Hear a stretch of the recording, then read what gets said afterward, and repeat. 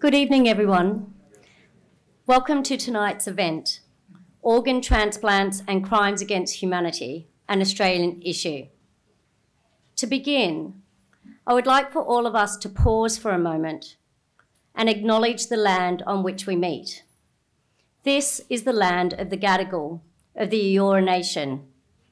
The Gadigal are the custodians of this land.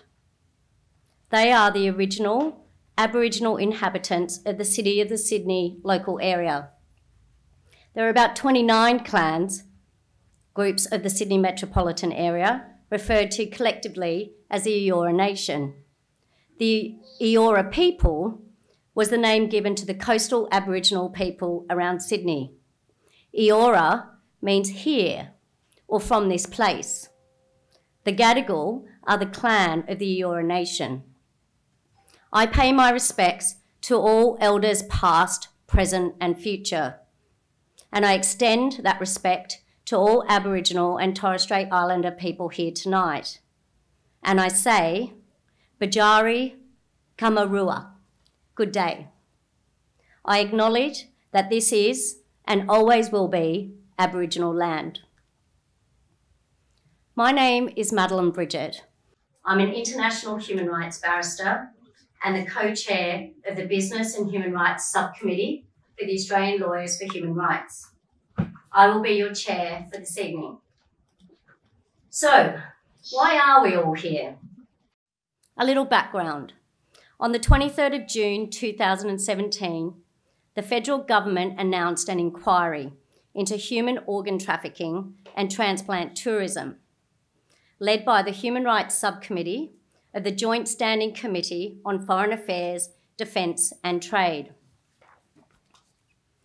The inquiry arose from a series of private briefings with the FALUN DAFA Association, academics, medical practitioners, Dr. David Matus, who's here with us this evening, David Kilgore, the Department of Health, the Department of Foreign Affairs, and the Attorney General's Department.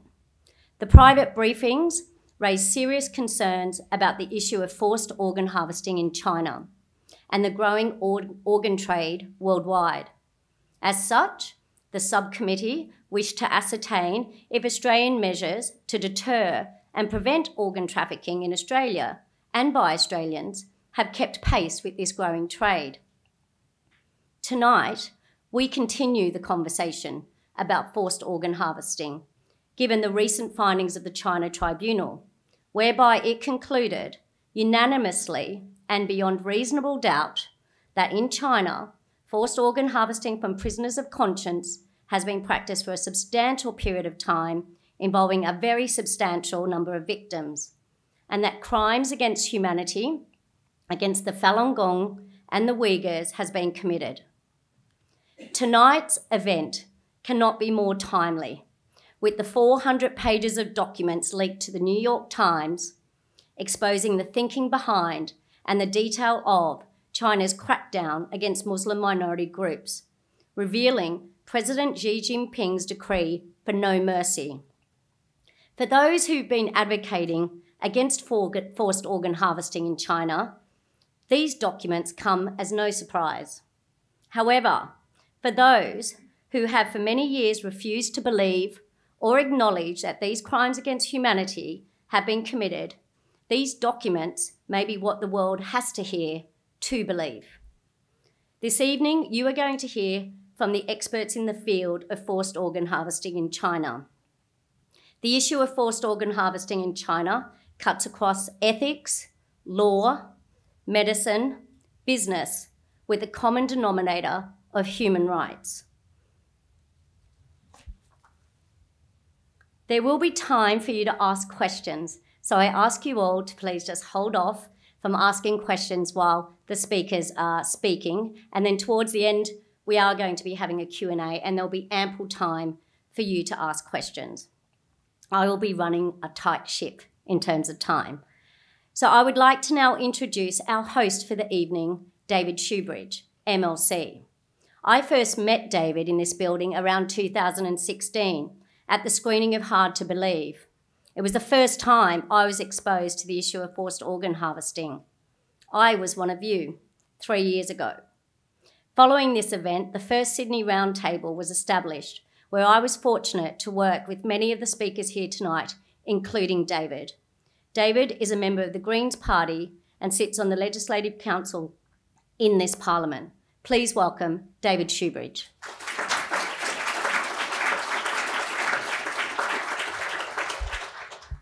Oh, thanks, Madeline, for that introduction. And I'd like to start by acknowledging too that this land is Gadigal land. Indeed, the entire state for which this is the Parliament is and always will be Aboriginal land. And often when we speak about issues in China or other parts of the world, we often see the struggle that Indigenous cultures and people have when a colonising or imperial force, if you like, exerts power and influence over Indigenous peoples. That same force, those same actions happen here in Australia. And we should acknowledge that up front. And so I pay my respects to the Gadigal people. And I know our collective respects to those elders past, present and emerging. And we need to stand in solidarity with Gadigal people here as much as we stand in solidarity with peoples around the world. But I also welcome you all to the Parliament. All the distinguished guests, and I won't name them all because there's an extraordinary panel that you'll be hearing from tonight. But I will pay particular regard to Mr. David Mattis, who's travelled here probably on yet another world tour from Canada to again seek to enlighten us and show us some of the detailed findings that he and his colleague have made in a series of highly regarded reports on the state of organ transplant in China. Why are we doing this in the Parliament? Why are we talking about organ transplants and crimes against humanity in China in the New South Wales Parliament? Well, there's a pretty simple reason, in my view. It's because this is an issue for us. Not only should all global human rights be an issue for us, as we want to have a free, open and democratic world, but there is a specific complicity that Australia has in these crimes against humanity in China. I'm sure you will hear in detail from some of the speakers how our institutions trained many of the transplant doctors and actually gave them the skills and knowledge and continued even when it became apparent that the training that had been provided by Australian institutions, like my former university, the University of Sydney, even when it became apparent that they were using that knowledge to engage in deeply unethical practices and liver transplants and others, openly acknowledged to be organs obtained from executed prisoners, institutions in Australia continued to honour Chinese specialists and continued to fate them and continued to seek their support, partly to seek their support to provide foreign students to provide income to Australian universities. As well, people from New South Wales, from our very state, travel internationally to take advantage of unethically obtained organs in places like China and the Philippines and others, but specifically in China. We are part of the problem, so we need to collectively be part of the solution. That's why I believe the New South Wales Parliament should act and make extraterritorial laws so that engagement in unethical organ trading in other parts of the world by people from New South Wales is a crime against the statute books here. And I believe the federal parliament should act as well. And that's why I went down and spoke to that committee federally and urged them to act at a federal level. But finally, I'll say this. It's extremely timely that we have this event tonight because we just have seen another 400 pages of secret dossier documents released from China about the appallingly intentional behaviour of that regime against the Uyghur minority. A brutal regime that has now interned some 1 million Uyghur people for the crimes of having a beard or having a religion that the government doesn't agree with. Of course, we should speak out against that. That's why I am so pleased to host an event with the depth of support that this has from the International Coalition to End Transplant Abuse in China, the Australian Lawyers for Human Rights, Anti-Slavery Australia, Be Slavery Free, the Sydney Uyghur Women's Group, the Falun Dafa Association of New South Wales, Doctors Against Forced Organ Harvesting, the East Turkestan Australia Association and the Australian Uyghur Association. Let's all come together to do our bit so that not only do we not contribute to these abuses in China, but we're also part of the pressure and the solution to finally end them. Welcome to the New South Wales Parliament.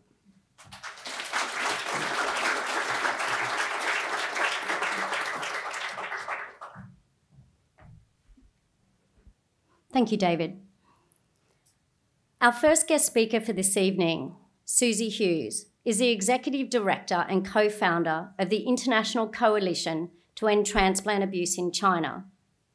ETAC.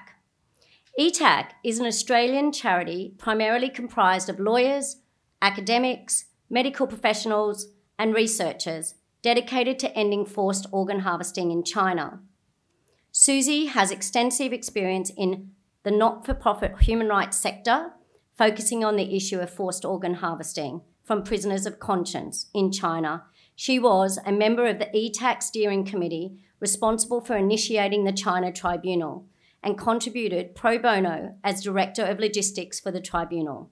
She has hosted numerous roundtable discussions, Q&A forums, and online seminars on forced organ harvesting. Please welcome Susie Hughes.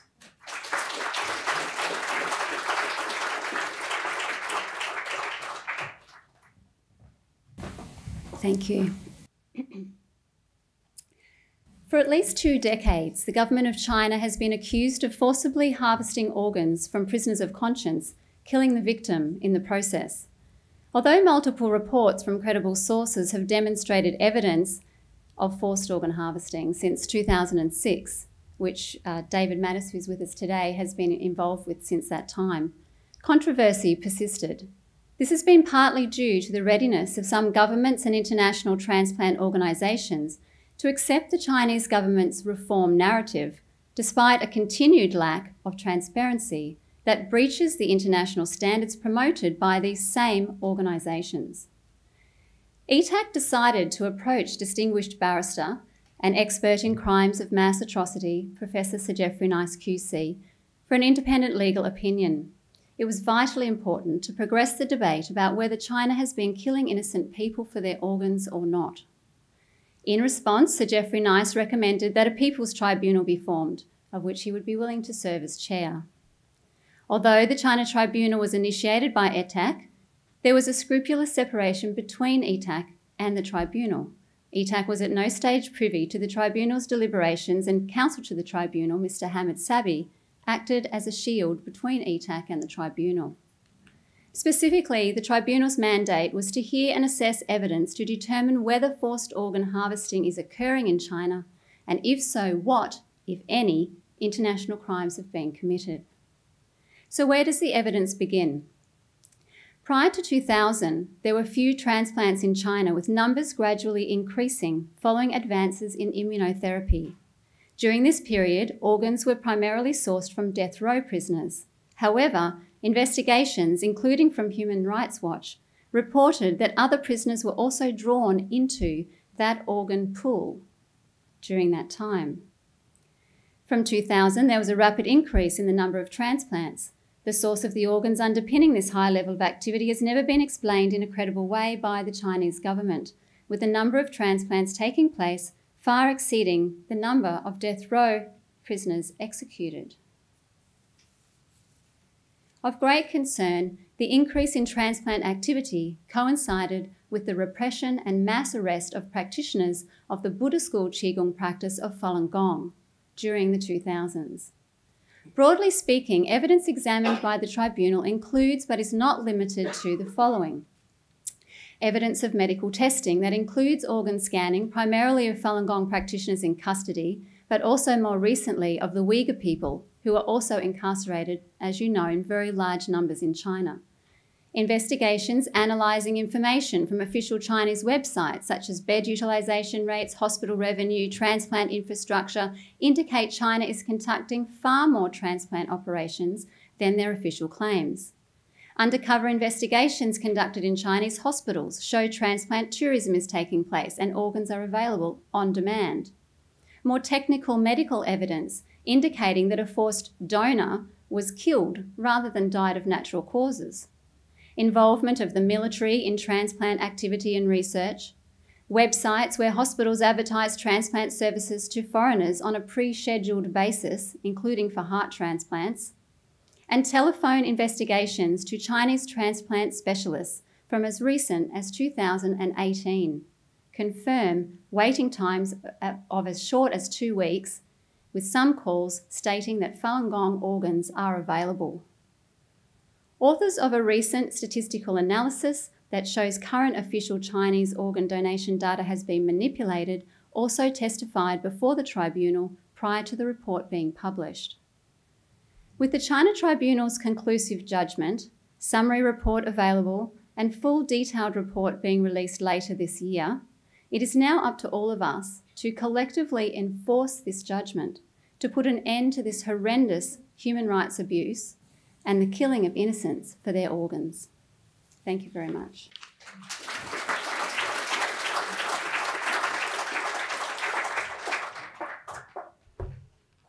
Thank you very much, Susie. There are many people to thank for this evening. We have an array of sponsors, which David SHOEBRIDGE has already mentioned. But I would just like to, before we proceed any further, thank all the parliamentary staff who have stayed back tonight to assist to put on this event, because without them, we would not have this event tonight. And they're clearly missing out on having dinner at home with their families while they're here serving our event. So I just want to acknowledge that and thank them. I mentioned earlier that we have a panel of experts. We are privileged tonight because we are also going to hear from two people who testified to the tribunal, China Tribunal. Now, we always get a little bit anxious when we're going to rely on technology, but we're now going to cut across to the Netherlands.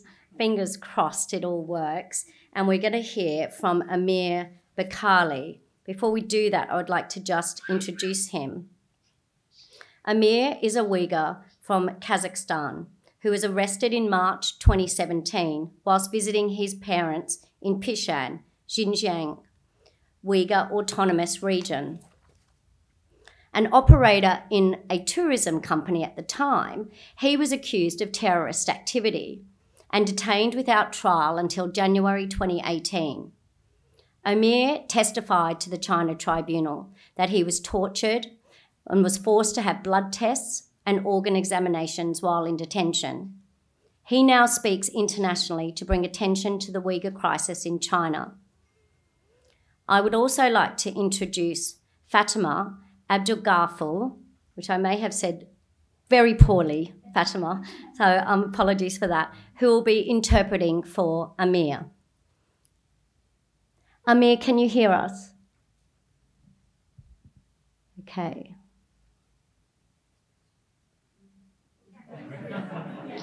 He said yes.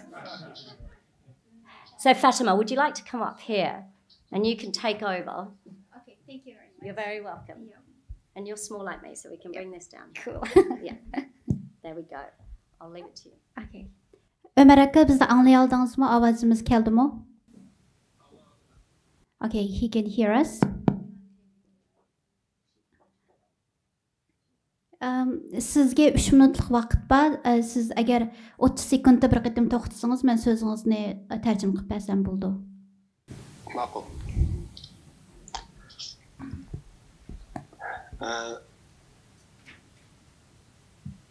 Xonimlar, afandilar, bugun kech bu yig'inimizda sizlar boshlashganimdan nihoyat xursandman. Bu Xitoydagi meniki u yerdagi so'zlashlarim intayin echinishli bu so'zlashda shuni masala qisqacha tushuntirib bermoqchi hozir. Good evening, ladies and gentlemen. I'm very glad to see you here and talk to you about what I've been through, all the suffering when I was detained in the camp. 26 Mart 2017 26 Mart meni qo'lga olgandan boshlab 2,5 soat tekshirish jarayonida men o'zimni xuddi bir operatsiya qilayotgan bir insonga qattiq vahima ichida nihoyat qattiq qo'rqib ketdim men. Since I was detained on the 26th of March 2017, within 2.5 hours of my detention, I was in a panic mode because they were doing a lot of tests as if I was going to go to an operation or surgery. Butkul tekshirish jarayonida mening beshimdan qarqol elinmadi. Butkul badallarimni yalang'ochlab, dumdirmaqli narsalarni surib, bellerimni tekshirishi, bilaklarimdan qonlarni elishi, hech qanday ovoz chiqarmasligi, ya'ni doktorlarning bo'lsin, saqchilarning bo'lsin majbur etmoqlar. Bu o'tgan shu men amalan bir tekshirish jarayonida men o'zimni haqiqatan ustun so'yiladigan bo'ldim degan qat'iy vahimda ishdan chiqib tas qolgandim. It's really horrific what happened to me. After my detention, a black sack was on my head, and everybody was so quiet. I don't know how many people were there. Some was drawing blood from me. Some was putting something on my back for some kind of examination, and everybody was so quiet, so that the situation was like very scary. I was almost wet my pants because it was really horrible and scary. Төрт күн қиынаған уақытта жолдас орында отырғызып, менің ішкі органдарымда қатты зақым ұшырмаған халатта қатты қиын сақталған. During 4 days of torture, I was forced to sit on the tiger chair, some kind of torture chair. They did not they did not harm my inner organs. So in order to get my inner organs, they did all kind of other tortures, physical tortures from outside, but they kept my inner organs intact. Mana şunda yetkililerimiz zincirde bağlap kolumuzla bizni cismani ve ruhani taraftan azlaştırıp ya da 14 yaştan 40 yaşga yaşlarning her günde bizning bir yatakdan bir ikki insonning g'oyib bo'lishi ajoyib qo'rqinchli bir inson haqiqa bu. They put that 7 kilogram of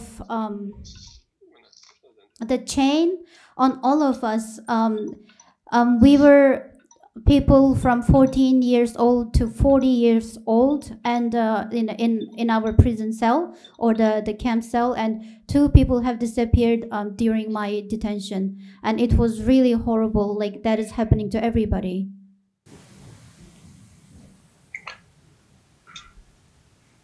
Benim onun içinde köylülerim fakat bu insanlarınki her ben 4 katım yatak almıştı diye bana şu jarayonda eğer benim hayalim azıcık sakışlar ministrliklerim akbarat vasıtala tayinip kazanmagan bolsa mümkün ben bir islam bet oturup bunda guvalık beremegen boladım. During my detention there, we went through both psychological and physical torture. And I was forced to change 4 times the prison or the camp cell. If it wasn't because of my wife who was talking to the international media and the other authority, I wouldn't have been able to see you here and then tell you about this.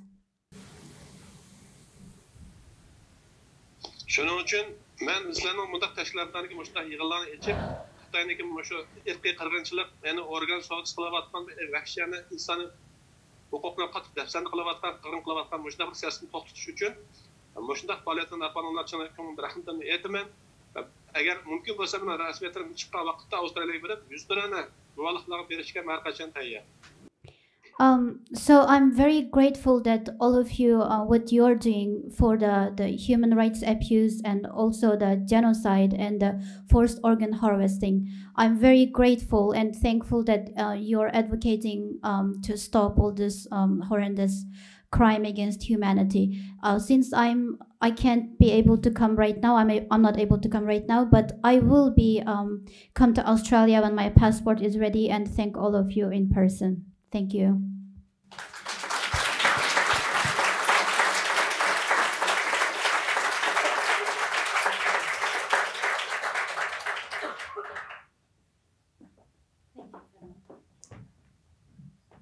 Hopefully, if the technology lasts, OMIR is going to be joining us for Q&A. So hopefully you'll have an opportunity to ask him some questions.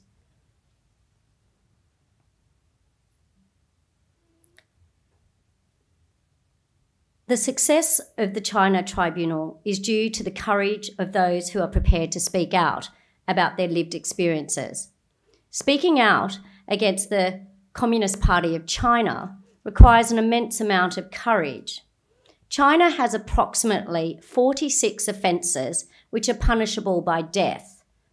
Whilst China's death penalty numbers remain a state secret, human rights organisations estimate that China executes thousands of people a year, and it is estimated that China executes more than the rest of the world together. Speaking out against China can come with serious consequences, and the fear of those consequences is one way that China maintains its state secrets. There are, however, people who are not afraid to speak out and are prepared to share their stories, like OMIR. Our next speaker, JINTAO Liu, also gave evidence at the China Tribunal. JINTAO is a practitioner of the Buddhist school practice of Falun Gong. He began practicing at a time when Falun Gong was promoted by the Chinese government for its health benefits, and people could practice freely in the parks and public spaces. In 2006, whilst completing a master's degree in chemical technology, police arrested him, and without a trial, JINTAO was detained for 2 years in a forced labour re-education facility, during which time he was tortured to force him to renounce his faith of Falun Gong. JINTAO testified to the China Tribunal that he also received forced blood tests and organ examinations whilst in detention.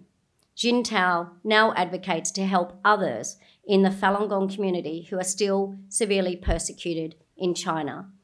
Please welcome JINTAO.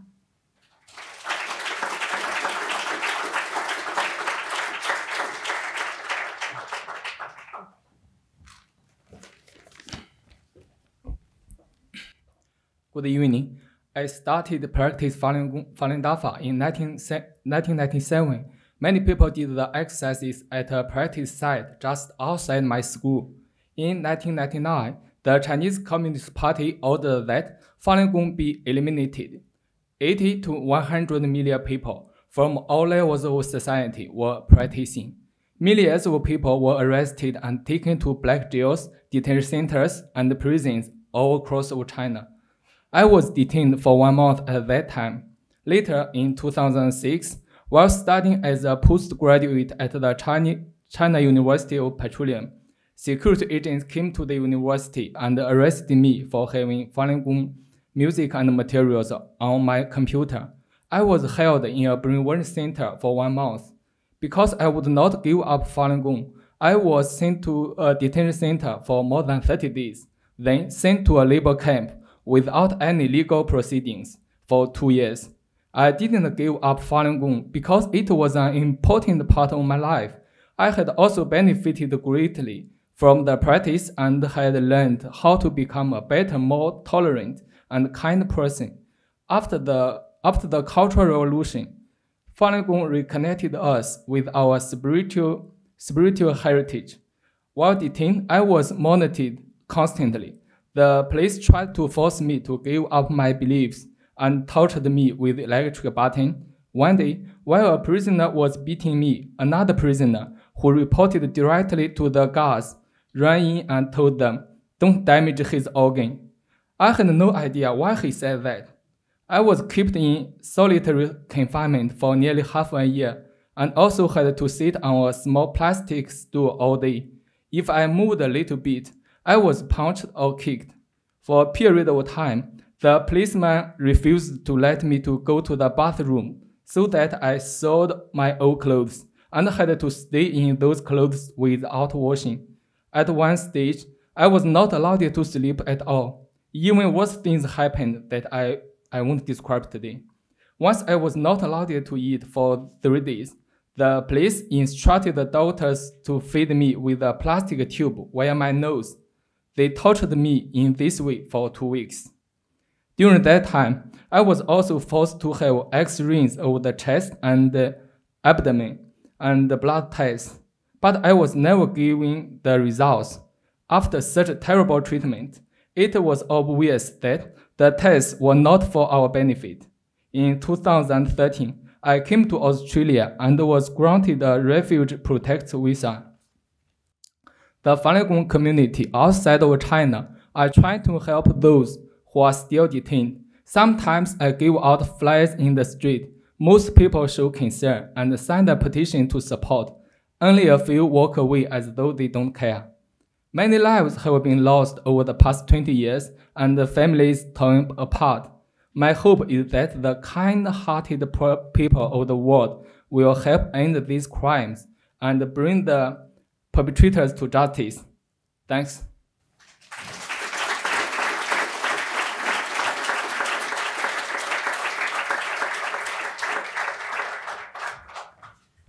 Thank you very much, JINTAO, for sharing that story and for your incredible courage.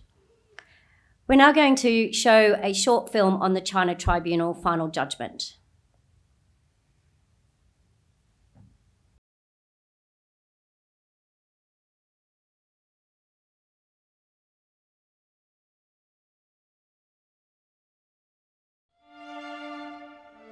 Would it be possible in today's day and time that a government would incarcerate 1 million people, blood test them, get their tissue samples, put that in a database, and then sell their organs around the world? Would it be possible that professional doctors would commit such atrocity to extract organs from a live body? Because it's such a huge and unbelievable crime, it's impossible to accept it at the first sight.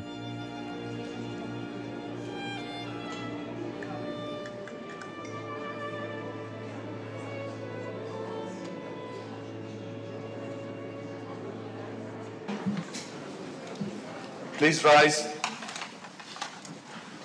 China Tribunal, final sitting. Sir Jeffrey Nice, QC, in chair. Please be seated. Good morning, ladies and gentlemen. This is the judgment of the tribunal. For over a decade, the People's Republic of China has stood publicly accused of acts of cruelty and wickedness that match the cruelty and wickedness of medieval torturers and executioners. The China Tribunal is being led by Sir Jeffrey Nice, QC, world-leading expert on genocide, crimes against humanity. He agreed to establish an independent tribunal with a number of other distinguished colleagues and to shine a light on a very dark place. It should be made clear that it gives the tribunal no pleasure to reach this conclusion, to which it is driven by evidence and the application of reason and logic, together with its appraisal of witnesses who gave evidence. Over 50 witnesses testified. Ms. Yang, is this your statement? 杨女士，这个是不是您的证词？是 ，Yes。 Are you going to give your evidence in English or in Chinese? 我说中文吧。 In Chinese. Ask you to remember that it is very important to tell the truth, the whole truth, and nothing but the truth. Thank you. 28 were fact witnesses, and the rest were experts and investigators. The reading materials that was given to the tribunal went into thousands of pages. If you look at page 133... This is the first tribunal where there's been a documentation process for the actions of the Chinese state. There is no international court that could look into the evidence, could identify those responsible. The People's Tribunal is filling this gap. People's Tribunal are set up to investigate, in particular, the massive crimes that committed by states or state organs, which are not, for one reason or another, handled by either United Nations or other international bodies who could have handled it. The conclusion shows that very many people have died indescribably hideous deaths for no reason, that more may suffer in similar ways, and that all of us live on a planet where extreme wickedness may be found in the power of those, for the time being, running a country with one of the oldest civilizations known to modern man, which ideally we should be able to respect, and from which we should be able to learn. It's very sad that those who constantly supported China and justified its actions did nothing. Transplantation Society and other groups also tried to ignore the matter, what the tribunal has now termed as willful blindness. The PRC has done little to challenge the accusations, except to say that they were politically motivated lies. And governments around the world and international organizations, all required to protect the rights of mankind, have expressed doubt as to the accusation, thereby justifying their doing nothing to save those who were in due course, it is said, to be killed to order. So many people are unnecessarily afraid of China and kowtow to China, and so few people are prepared to speak up boldly. You look at the UN, they target certain countries. China seems to always get off. The Chinese government were given the opportunity at every stage to appear as witnesses, and they failed to produce evidence or witnesses. China has taken much more aggressive, assertive actions to prevent any information being known about, and that's an escalating trend. What this tribunal did is said not only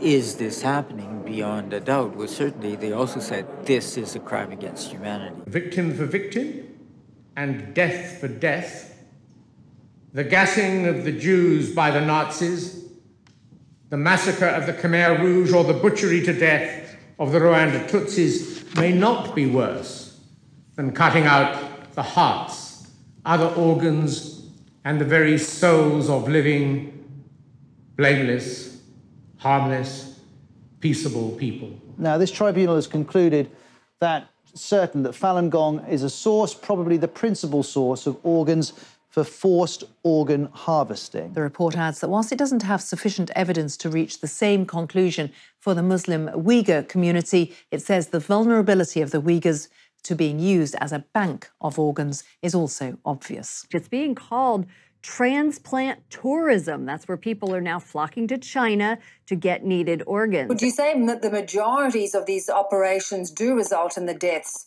of people? They all result in the death of people. Like, for example, we all know about somebody going and buying a kidney in a back street somewhere in a poor country. The fact is, in China, they take both kidneys and other organs as well. So nobody survives these organ transplants because they, as I say, they're dead after all of their organs are removed. Doctors killed those innocent people simply because they pursued truthfulness, compassion, and forbearance in the case of Falun Gong practitioners and lived lives of healthy exercise and meditation that was seen as dangerous to the interests and objectives of the totalitarian state of the People's Republic of China. This is a very uncomfortable truth, inconvenient truth.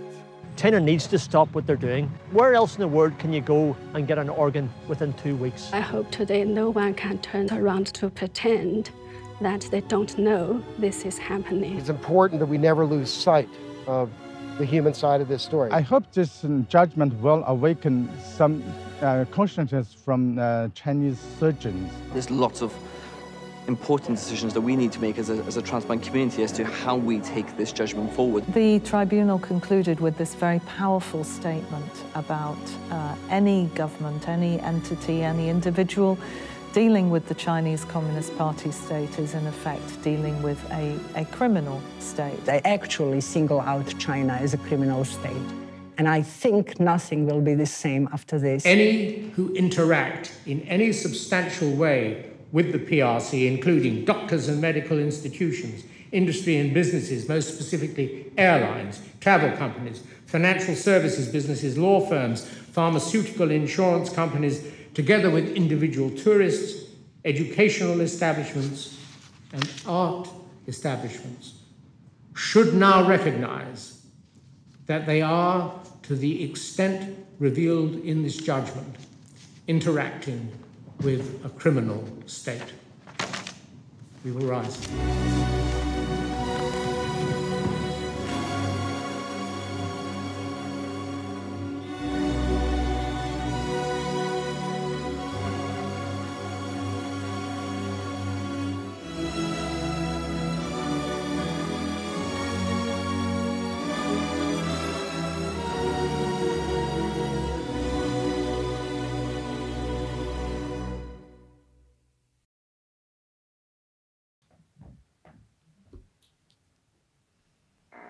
This evening, we have an esteemed panel of speakers.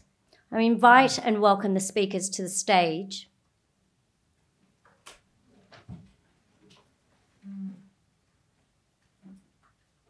Each speaker is going to deliver a short speech, and then we will move into the Q&A session.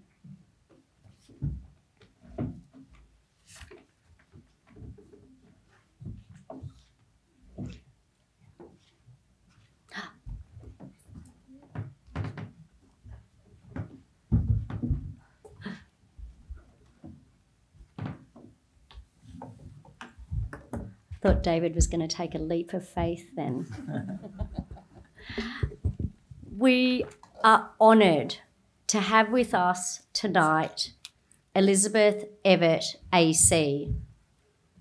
From 1976 to 1988, she was the Chief Judge of the Family Court of Australia. From 88 to 93, she was the President of the Australian Law Reform Commission. 1984 to 1992, a member of the United Nations Committee on the Elimination of Discrimination. 89 to 91, she was the chair of the United Nations Committee on the Elimination of Discrimination. And 93 to 2000, a member of the UN Human Rights Committee. In 2003 to 2018, the Commissioner of the International Commission of Jurists. She is currently a member of the Women's Advisory Committee of the New South Wales Corrective Services Commission and a board member of Sisterhood in Global. Please welcome Elizabeth Evatt AC.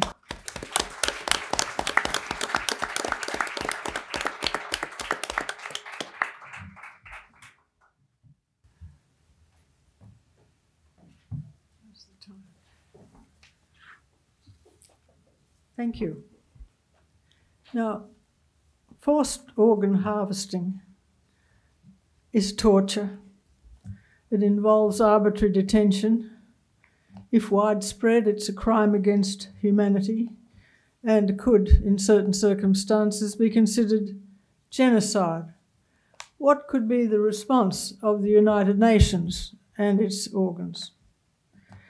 The International Criminal Court can deal with crimes against humanity and genocide, but it cannot deal with China because it's not a party to that court, nor can the Security Council refer a case from China because China would have the power of veto there. The Human Rights Council is the main intergovernmental body dealing with human rights. Each state is subjected to a periodic review by the Human Rights Council, and it has looked at China in the last few years. But there was no mention of forced organ harvesting in the report on China. The only issue relevant to our consideration was religious freedom. The Special Rapporteur on Torture, which reports to the Human Rights Council, has not considered this issue in relation to China. That means that no one has referred a specific case of torture on this ground to the Special Rapporteur on Torture. Similarly, no one has referred a case to the Working Group on Arbitrary Detention. It has looked at freedom of expression and religion in China, but not this issue. The Human Rights Council has set up a complaints procedure to look at individual cases. That's a potential. If an individual case can be identified, it could be referred, but so far none has been. Then the states of the United Nations are parties to human rights treaties, which are monitored independently. China is not a party to the Covenant on Civil and Political Rights, but it is a party to the Committee Against Torture, which looked at China in 2015. Unfortunately, it said that it valued the abolition of the practice of removing organs from executed persons, so I suppose China had told them that. It did say that China should ensure there was always informed consent to the removal of organs, and it should give compensation where organs were removed without consent. It also said China should independently investigate the claims that Falun Gong practitioners have been subjected to this. Those findings aren't binding, but in any event, it seems that the Committee Against Torture has not had access to anything like the report of the Tribunal on forced organ removal in China. Could prosecutions be launched in Australia? The Convention Against Torture asks states to exercise universal jurisdiction over torture wherever committed. But the consent of the Attorney General is required where the acts occur outside Australia and the accused must be here. That means you have to identify a person. Crimes against humanity also attract universal jurisdiction in Australia, but it's the same situation. What action could Australia itself take? We have been a member of the Human Rights Council and will be until next year. There is an opportunity there for Australia to raise these issues within that framework. Then there is the question of diplomacy. The Foreign Minister said recently that China had to be held to account for human rights abuses. It was in Australia's interest to speak out against abuses of power, such as the treatment of the Uyghur in Xinjiang. Has she been provided with information about these issues and asked to comment on it? So this is a serious crimes that are being occurred here, but the ways of dealing with it are not very satisfactory at the moment. And it does seem that other states are not doing anything to hold China to account for its breaches of the Torture Convention and of its other obligations under international law. Well, I'll leave it there.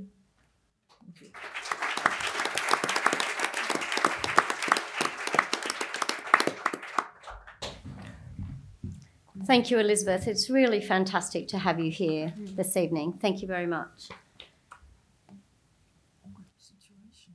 CAROLYN KITTO is the co-director of Be Slavery Free, formerly known as Stop the Traffik.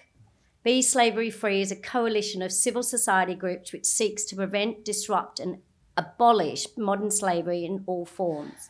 Together, they inform consumers, advocate to government and request businesses to make changes for slavery-free supply chains. Please welcome CAROLYN KITTO.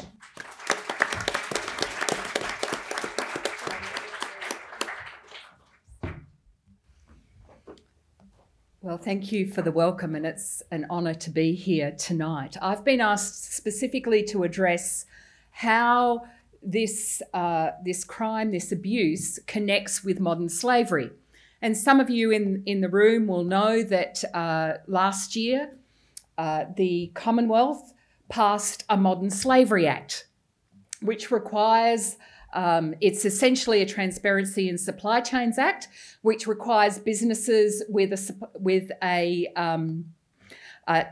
consolidated revenue, got to get the language right, there's lawyers in the room, a consolidated revenue of more than 100 million to report on what is happening in their supply chain and the risks that they are at of modern slavery.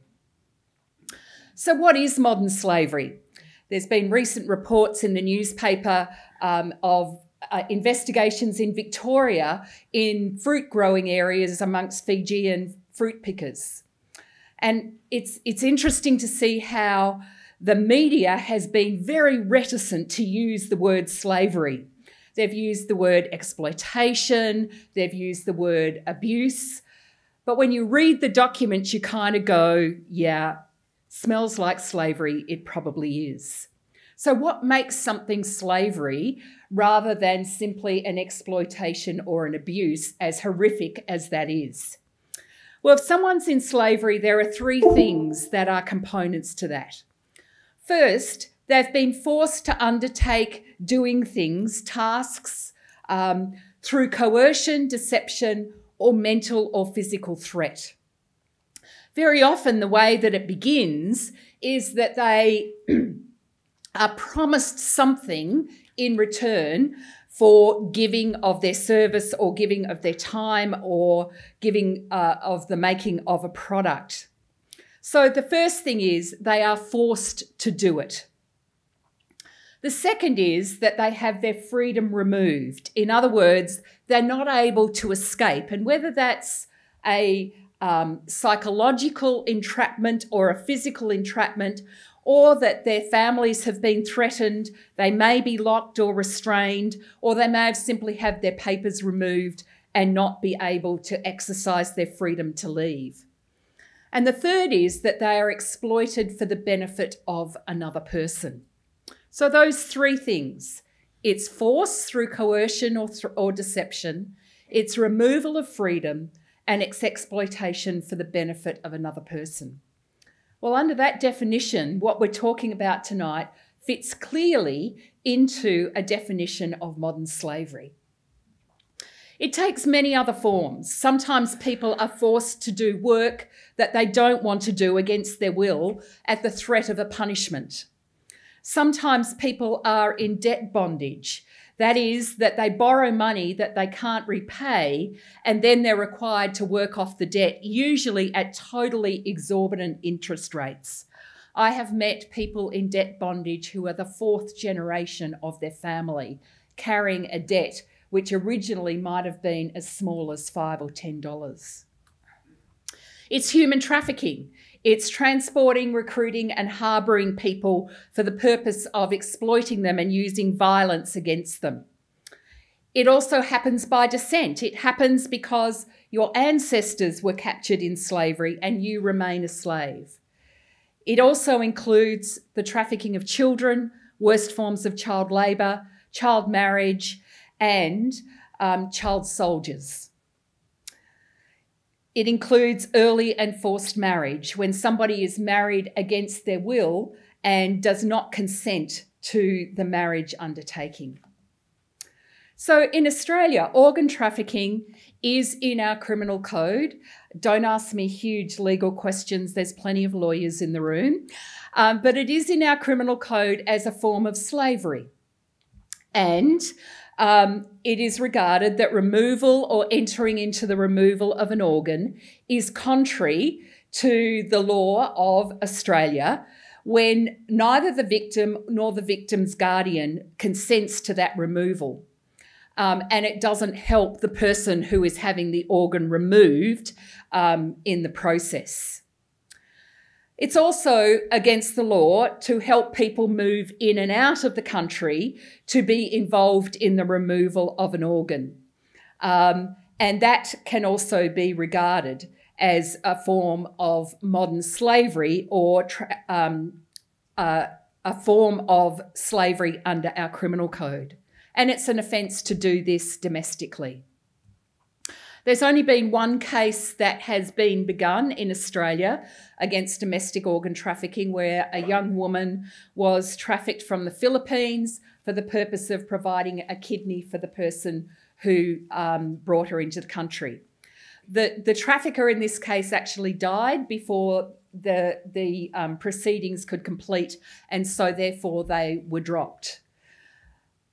But how many of us know people who may have even thought about going overseas for an organ? And how many of us might even be tempted to think that the prolonging of life, heaven help us, could be more important than the life of another person? This is a form of modern slavery. And at this point in time, our Australian law is not sufficient to address the issues which are being talked about tonight. The inquiry, the federal inquiry that happened into organ trafficking is due to report in the first quarter of 2020, I have been informed. So it's time to say to our government, we actually need the right kinds of laws to address these issues. In China, but in other countries in the world where this is also happening. It's time at the moment to say to the New South Wales government, who passed a Modern Slavery Act and it was given assent last year, it's time to say to them, in your inquiry, make sure you address the issue of organ trafficking in such a way that we contribute to making this place a place where this kind of criminal activity and abuse no longer happens.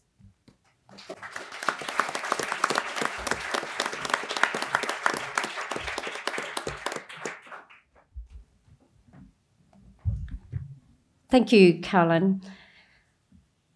Organ trafficking, both domestically and internationally, as we have heard, is a modern slavery offence. Businesses are now required in law to report risks of modern slavery in their businesses and supply chains. MARTIJN BOERSMA is a lecturer in the Management Department of the University of Technology, Sydney Business School. He is interested in the intersection of business and society and has extensively published on these topics. He co-authored the book Addressing Modern Slavery, only a few months ago, I believe. Congratulations, Martin. He will be speaking about business and human rights as it relates to forced organ harvesting in China. Please welcome MARTIJN BOERSMA.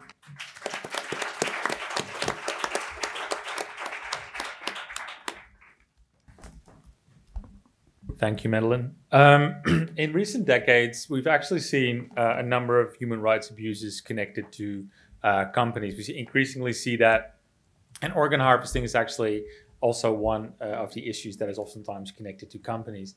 Now, how would companies previously address social issues? They would do that through their corporate social responsibility program. You might have all seen sustainability reports or annual reports with little hands cradling a bit of dirt with a plant growing out of it, etc.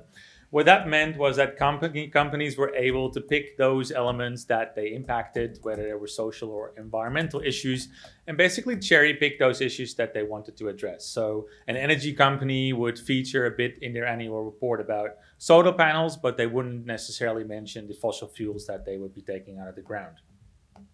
Now, taking a human rights approach changes that. Basically, it forces companies to address all human rights, and that means that it's a much more useful framework in order to capture the impact that companies are having. Very important framework within that context are the UN Guiding Principles, which were endorsed by the UN Human Rights Council in 2011. And those UN Guiding Principles are meant to implement the, I'm going to check for a second, the Protect, Respect, Remedy framework. That is based on 3 pillars. That is the responsibility of, or the duty rather, of governments to respect human rights, the responsibility of companies to protect human rights, and the access to grievance mechanisms and remedy by victims. Now, interestingly, the primary duty to respect, the duty to protect human rights still lies with government, but obviously, in certain instances, the government cannot be relied upon to protect human rights. And obviously, as we've heard tonight, in some instances, the government is actually complicit. So that puts extra responsibility effectively on companies to make sure that they're not violating the law.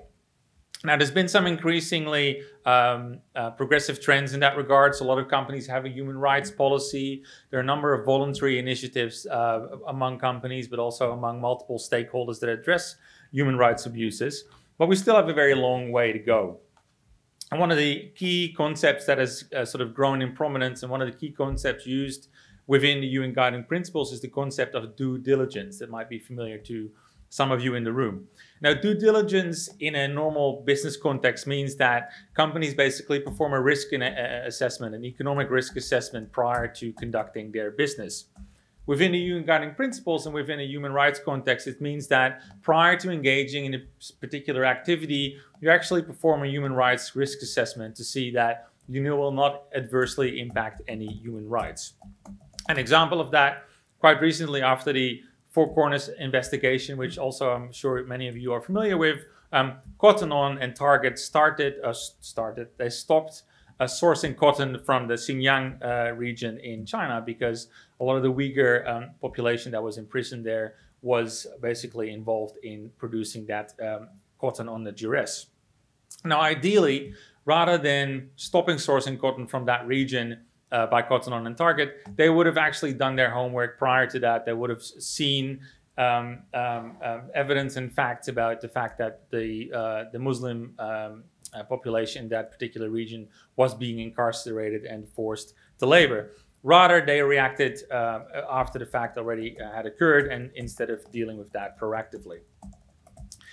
That particular Four Corners investigation also prompted my employer, the University of Technology Sydney, to review some of their research funding processes as well. And I have to put a little caveat there. This has all been widely reported in Fairfax and ABC media, so I'm not coming up with this by myself. I'm still on probation, so I can't be fired for that. But basically, one of the facts that came to came to surface was the fact that UTS had actually engaged in a $10 million research project with a military-owned, or a military company, or state-owned in China, to conduct research projects on surveillance technology. That is something that Four Corners obviously highlighted. Now, the interesting thing is, in terms of thinking about human rights risk assessment and doing that proactively, I'm a bit baffled that that didn't raise a red flag with UTS from the get-go. And it was only following the Four Corners episode that they said that they would abandon those projects and reject that funding. But I think the same kind of due diligence should also be applied in the context of organ harvesting. And Australian institutions such as hospitals and universities can take their cue from others that have preceded them. So in 2017, the Alberta Transplant Centre in Canada actually refused an invitation to partner with a hospital that was linked to a Chinese university to conduct research, because of the fact that it was very likely that many of the organs used in that research were actually forcibly removed. So they identified the risk and passed on that opportunity. Unfortunately, Australian educational institutions and hospitals have been relatively accommodating so far, and we've heard David SHOEBRIDGE already said that that's usually because of monetary incentives and getting lots of students from overseas to Australian universities. But one example is Westmead Hospital, which has links with University of Sydney. They've got long-standing ties with transplant centers in the Yunnan province, and that included academic exchanges and collaboration in research. So up until, I think, June 2019, doctors from that particular hospital in China were still conducting research here in Australia. As well, University of Sydney has been under scrutiny because they awarded Wang Yufu, who is now the head of China's transplant system, an honorary professorship from 2018 onwards. And they only stripped him of that in 2015 when it became clear that he had been promoted to China's Organ Donation and Transplantation Committee. The university itself said that that was because he changed from an academic to an administration-focused role, but I think that is a bit of a sorry excuse. The key point effectively is that any enterprise should be conscious of their human rights impact, and as part of a rigorous human rights risk assessment, whether it is sourcing cotton or whether you are developing surveillance technology with Chinese universities, or whether that concerns universities or hospitals participating or facilitating in organ transplant research. Thank you.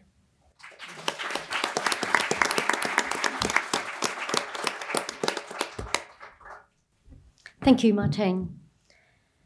Forced organ harvesting raises not only serious legal concerns, it also raises ethical concerns. Professor Wendy Rogers is a professor of clinical ethics and deputy director of the Macquarie University Research Centre for Agency, Values and Ethics. She has a long-standing interest in the ethics of organ donation and transplantation and has major contributions to the National Health and Medical Research Council's ethical guidelines for organ, for organ and tissue donation, and national guidance on donation after circulatory death.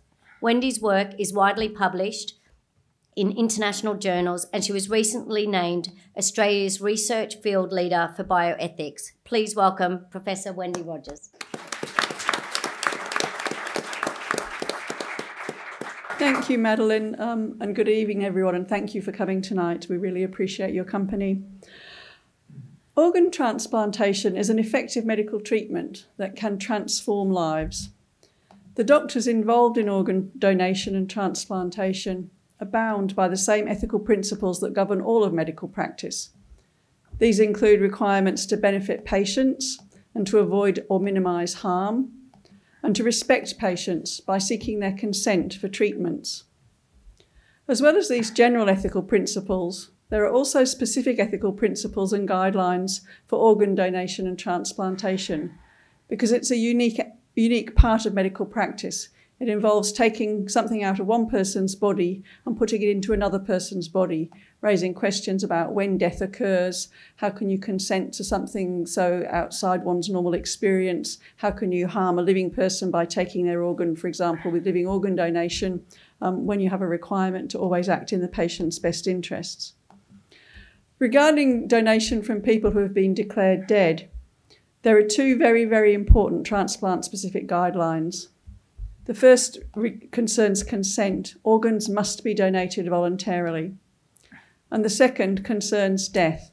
Donors must be declared dead before organs are removed. This is the so-called dead donors rule. These principles are enshrined in various documents, including the Declaration of Istanbul, the WHO Guiding Principles on Human Organ Transplantation, World Medical Association on Organ and Tissue Donation, ethical guidance issued by the Transplantation Society, and our own NHMRC ethical guidelines on organ donation. So just to repeat, organs must be donated voluntarily. The donor must freely and voluntarily consent, and donors must be declared dead of natural causes before their organs are removed. The Chinese organ procurement system violates both of these fundamental principles by killing non-consenting people for their organs. By removing organs from deceased donors without valid consent, China engages in organ trafficking. Taking organs from people by means of force, deception, or abuse of power is the most heinous form of organ trafficking, claims Martin and colleagues. By systematically killing victims for the sole purpose of taking their organs, China commits crimes against humanity. None of the ethical guidelines state you must not murder people for their organs, because that is so beyond the pale that no one ever drafting guidelines would consider that could even happen. So the crimes against humanity don't fall under our normal remit of medical ethics. We don't deal with that. We deal with whether people have given consent properly, whether they've been declared dead in an appropriate way. But instead, China is committing crimes against humanity, violating laws, human rights, as well as medical ethics. In addition to the 2 points I raised before, international ethical guidance universally prohibits the removal of organs from executed prisoners. And this is because being in prison and being on death row is such a coercive situation that it's considered that people can't give meaningful consent in that situation.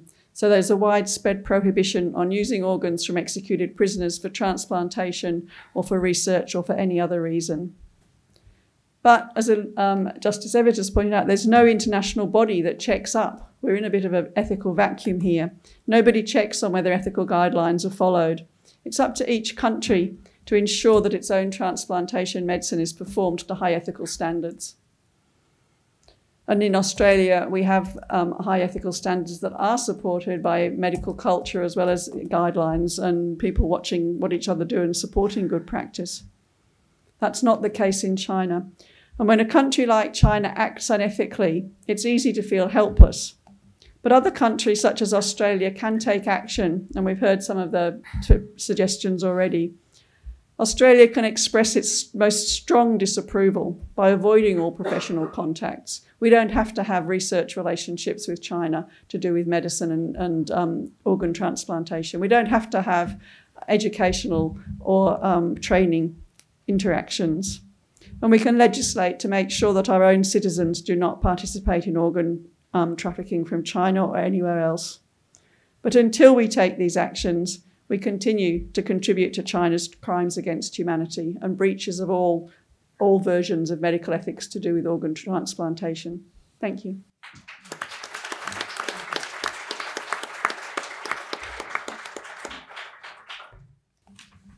Thank you very much, Wendy.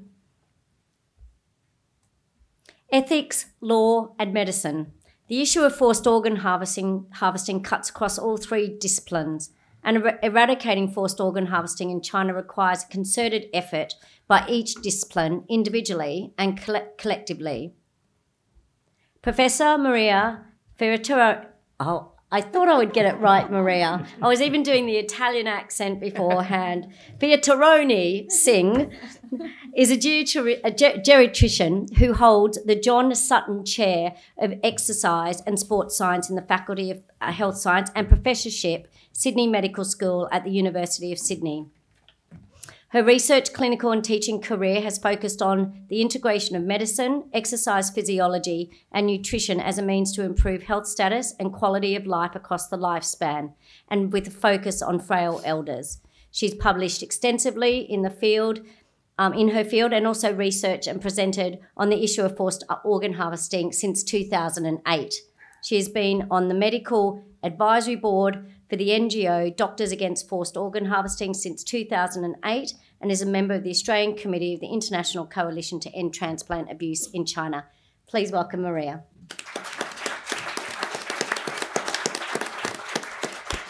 Thank you, Madeline.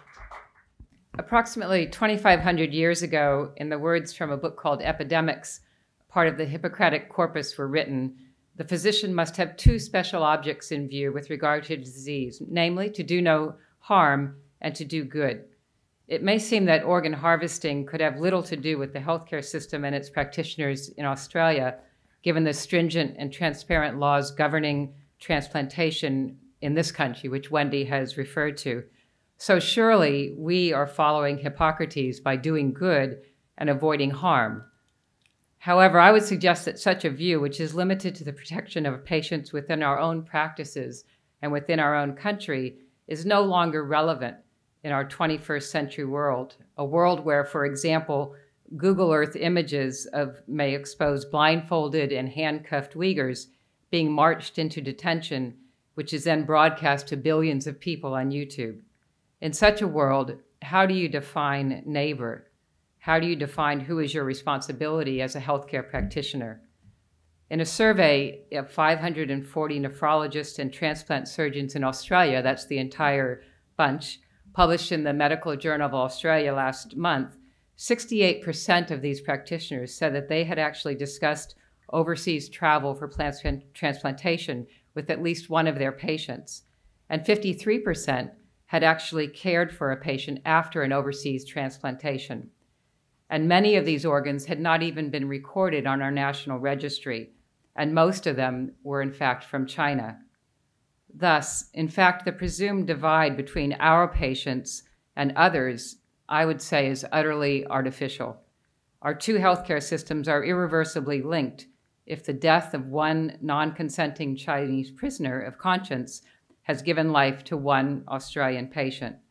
Such linkage means that our Hippocratic oath indeed extends to our unseen neighbors, and we are just as obliged to do no harm to them as we are to our own patients.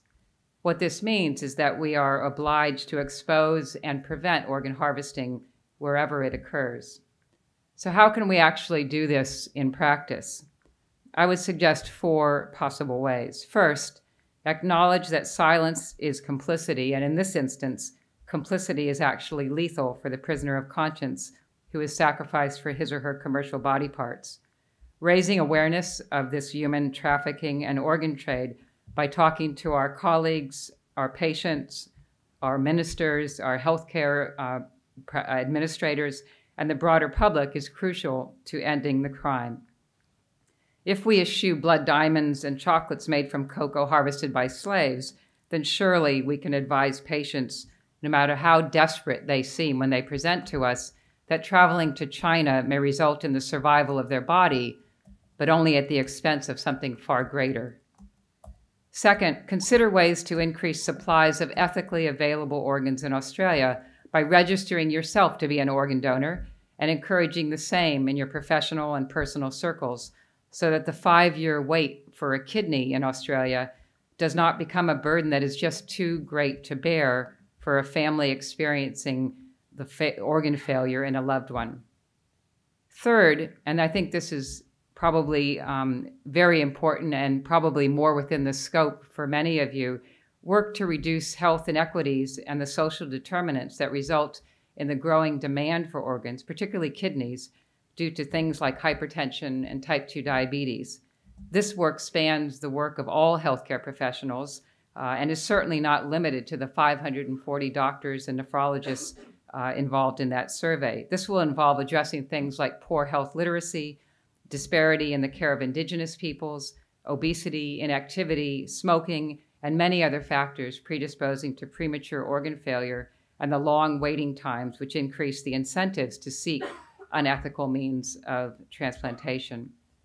And finally, for those of you who may interact in some way with professionals or institutions in China, inform yourself by reading the update by David Mattis and colleagues and other references as to whether or not your contacts work within institutions which have undeniably been involved in this illegal organ trade? Would it be possible, for example, for an institution so tainted as to harvest organs from unwilling prisoners for profit to be honorable and ethical in whatever other business or academic endeavor they are engaged in with you? This happened to me recently when somebody, a very respected colleague, asked that my blood samples from my patients be merged with blood samples from a hospital in China, where I couldn't be convinced that ethical consent had been obtained for their DNA because it was the same hospital named by Dr. Matas and colleagues as being one of the most egregious violators of medical ethics. Some Western doctors would suggest that Chinese health officials have promised to reform, and therefore they and their institution should be welcomed into the international medical community. I believe this is premature and entirely unwarranted. There is no evidence that supports the Chinese medical authorities' claim that all harvesting of prisoners of conscience ended on January 1st, 2015. In fact, expansion of this practice from Falun Gong practitioners, as you've heard, to imprisoned Uyghurs marketed to Middle Eastern buyers demanding halal organs, of all things, appears to be the more likely and horrific scenario. Until transparent reporting of what is actually happening in China is made available, skepticism is in fact mandatory. As Ethan Gutmann has said, we cannot prevent the CCP from continuing this crime against humanity, but we can at least limit the moral decay of whatever society we live in. There is complicity in our silence, and I would just say, speak, even if your voice trembles. Thank you.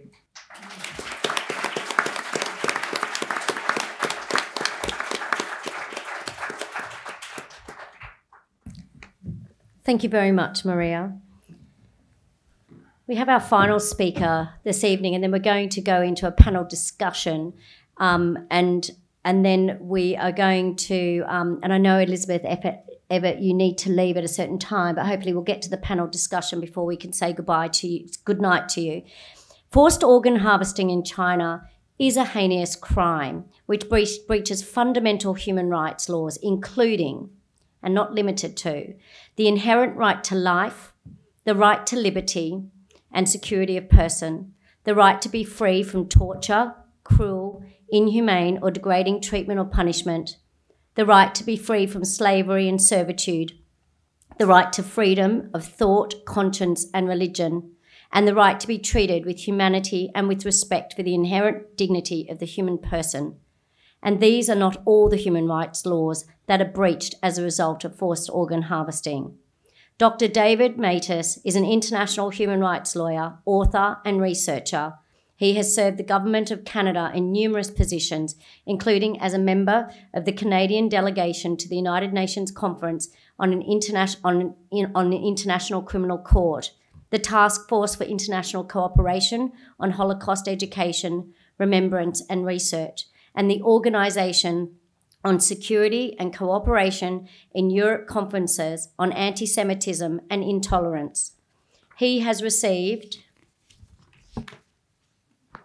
need the drum roll, numerous awards and honours, including the Manitoba Bar Association Distinguished Service Award in 2008 and the Order of Canada in 2009. He co-authored the first investigation into forced organ harvesting in China in 2006 and an update report in 2016. Please welcome Dr. David Matas.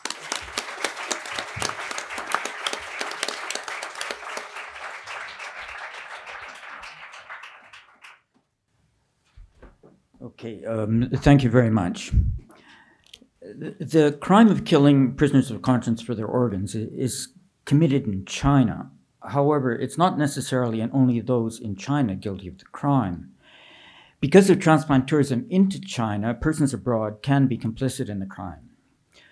One reason David Kilgore and I came to the conclusion we did in 2006 that practitioners of Falun Gong were being killed for their organs was that there was nothing in law to stop it, either in China or abroad. Transplant technology, like most any technology, is morally neutral. Those who developed the technology initially, I am confident, never imagined it would be used to kill prisoners of conscience and made no effort to seek to put in place precautions to prevent it. So we end up playing catch-up, preventing and punishing organ transplant abuse long after the harm has been done. But we are slowly and inexorably catching up. Laws to address the abuse are spreading around the world. The days when perpetrators did not have to think twice about being caught for complicity in organ transplant abuse in China are ending. What is complicity?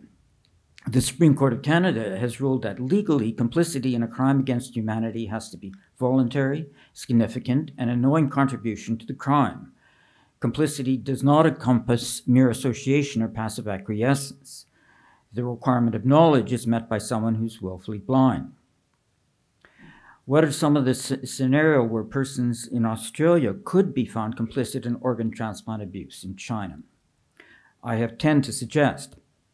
1, referring a patient for transplantation to a Chinese hospital, with or without payment from the hospital. 2, contacting a Chinese hospital to arrange a transplant for a patient. 3, providing a patient going to China for transplants with medical records. 4, providing a patient going to China for transplants with prescription drugs or prescriptions for drugs. 5, accompanying a patient going to China for a transplant. 6, organizing transplant tourism into China. 7, advertising transplantation into China. 8, brokering transplantation into China. 9, introducing patients to Chinese transplant brokers. And 10, training Chinese transplant professionals. What do people need to do to avoid complicity in organ transplant abuse in China? I have 12 suggestions to make. 1, increase public awareness of transplant abuse in China. 2, develop professional ethical standards directed to preventing behavior that would amount to complicity. 3, institute a system of mandatory reporting for transplant tourism. 4, through ostracism, build a firewall between the transplantation industry in China and transplant health professionals abroad. 5, counsel patients in need of transplants about transplant abuse in China. 6, do not allow health insurance coverage for transplant tourism into China. 7, do not conduct anti-rejection drug trials in China. 8, do not publish transplant research coming from China. 9, do not collaborate in clinical studies with Chinese transplant professionals. 10, do not invite Chinese transplant professionals to conferences to present papers. 11, do not attend transplant conferences in China. And 12, do not honor Chinese transplant professionals. There's now a spider's web of laws being spun around the world to catch those complicit in organ transplant abuse, laws which I set out in the written version of this text. The prudent, I suggest, should avoid complicity before they are caught in this web. Thank you.